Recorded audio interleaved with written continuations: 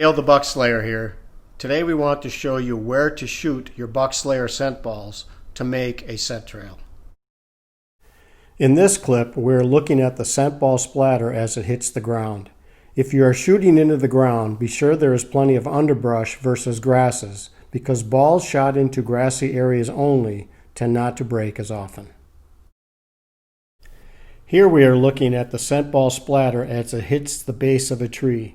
Notice how the hard surface spreads the splatter all around the tree's entire stump. Remember though, it's not natural for a deer to pee on a tree.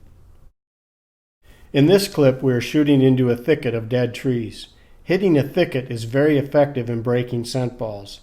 If you shoot into a thicket, be sure your thicket is on or near a natural deer trail. Shooting into tree branches can be the most effective way to spread scent over the largest area possible. Notice in this video how the splatter carries well beyond the point of impact. So you can make your scent trails by shooting your scent balls into the base of a tree, into the ground itself, into a thicket of either dead branches or live branches, or into the tree branches themselves. We spent a lot of time talking about scent trails, but real briefly, what is a scent trail? Simply speaking, a scent trail is a series of spots where a doe has urinated, or a series of spots where urine has dripped from her urinary tract. They're important because the buck uses scent trails to find a hot doe during the rut. If he finds a hot doe, it's going to keep his attention, and it's going to keep him in your area longer. Why then would you use these, a new and innovative product, to make scent trails versus this, the old traditional drag line? There's two reasons why you would use these.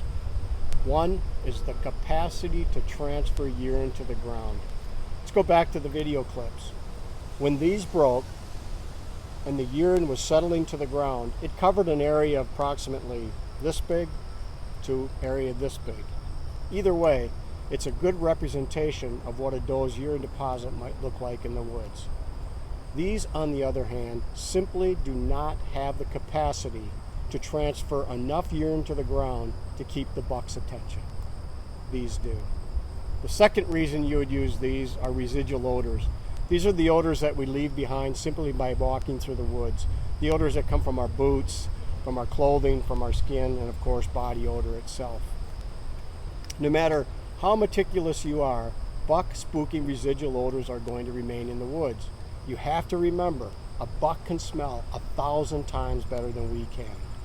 These though help solve the residual odor problem because there's less walking around in the woods. And the less you're walking around in the woods, the less human smell there's going to be remaining in the woods.